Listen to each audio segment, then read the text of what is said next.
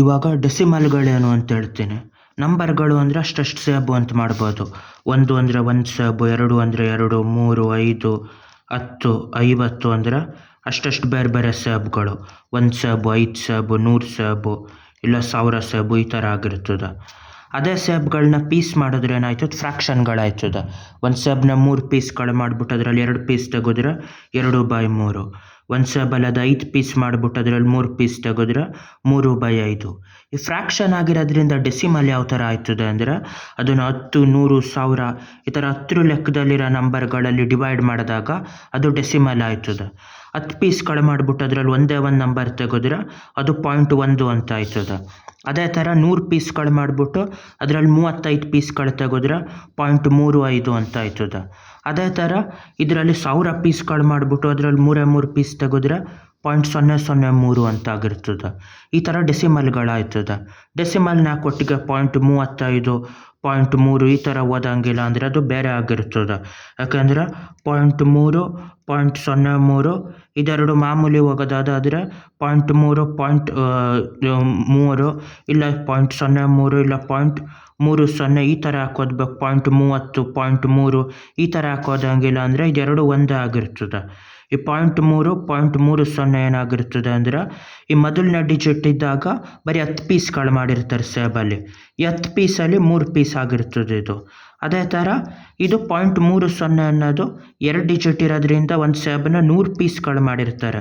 ಈ 100 ಪೀಸ್ಗಳು ಮಾಡಿಬಿಟ್ಟು ಇದರಲ್ಲಿ ಏನಾಗಿರ್ತದೆ, 100 ಪೀಸಲ್ಲಿ ಇದರಲ್ಲಿ 30 ಪೀಸ್ಗಳು ತೆಗೆದಿರ್ತಾರೆ 100 ಪೀಸಲ್ಲಿ. ಹಂಗಾಗಿ ಇದು ಅದು ಒಂದೇ ಆಗಿರ್ತದೆ. ಅದೇ ಥರ ಇದು ಒಂದು ಸೇಬನ್ನ 100 ಪೀಸ್ಗಳು ಮಾಡಿಬಿಟ್ಟು ಅದರಲ್ಲಿ 3 ಪೀಸ್ ತೆಗೆದಿರ್ತಾರೆ. ಅದು 100 ಪೀಸ್ಗಳಲ್ಲಿ 3 ಪೀಸ್ ಆಗಿರ್ತದೆ. ಹಂಗಾಗಿ ಇದು ಬೇರೆ ಆಗಿರ್ತದೆ. ಡೆಸಿಮಲ್ನ ಯಾವಾಗಲೂ 0.3, 0.03, 0.30 ಈ ಥರನೇ ಓದಬೇಕು. ಅದೇ ಥರ ಈ ನಂಬರ್ ಇದ್ದಾಗ 5.3 ಅಂದರೆ ಏನು ಅಂದರೆ 5 ಪೂರ್ತಿ ಸೇಬುಗಳಿರ್ತದೆ. ಅಷ್ಟು 5 ಪೂರ್ತಿ ಸೇಬುಗಳು ಉಂಡೆ ಆಗಿರೋದಾಯ್ತಾ.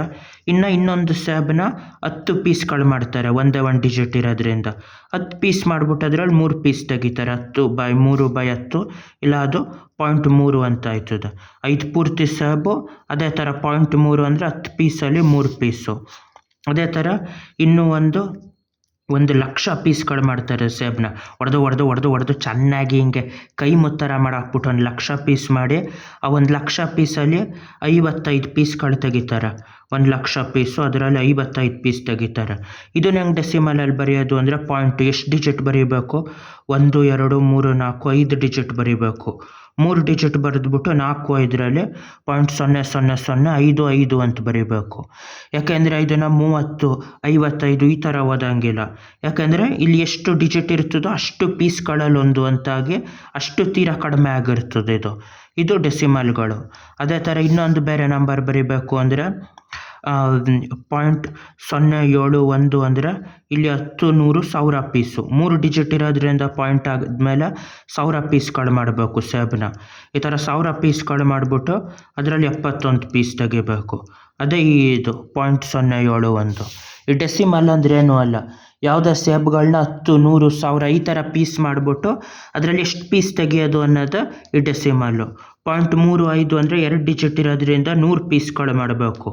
3 ಡಿಜಿಟ್ ಇರೋದ್ರಿಂದ ಎಷ್ಟು 1000 ಪೀಸ್ ಮಾಡಿಬಿಟ್ಟು 3 ಪೀಸ್ ತೆಗಿಬೇಕು. 100 ಪೀಸಲ್ಲಿ 35 ಪೀಸ್ ತೆಗಿಬೇಕು. 3, 5 ಅಂತ ಯಾಕೆ ಓದಬೇಕು ಅಂದರೆ ಇದು 10ರಲ್ಲಿ 1 ಪೀಸ್ ಲೆಕ್ಕ, ಇಲ್ಲ 100ರಲ್ಲಿ 10 ಪೀಸ್ಗಳ ಲೆಕ್ಕ ಇಲ್ಲಿ ಒಂದೊಂದಿರೋದು. ಇಲ್ಲಿ 100ರಲ್ಲಿ 1 ಪೀಸ್ ಇರೋ ಥರ ಲೆಕ್ಕ. ಹಂಗಾದಾಗ ಡೆಸಿಮಲ್ಗಳು ಬೇರೆ ಬೇರೆ ವ್ಯಾಲ್ಯೂ ಆಗಿ ಅದನ್ನು ಯಾವಾಗಲೂ ಒಂದೊಂದಾಗಿ ಓದಬೇಕು. 0.071, 0.003, 0.30 ಈ ಥರ ಓದೋದು ಮಾಡಬೇಕು. ಬಾಯ್.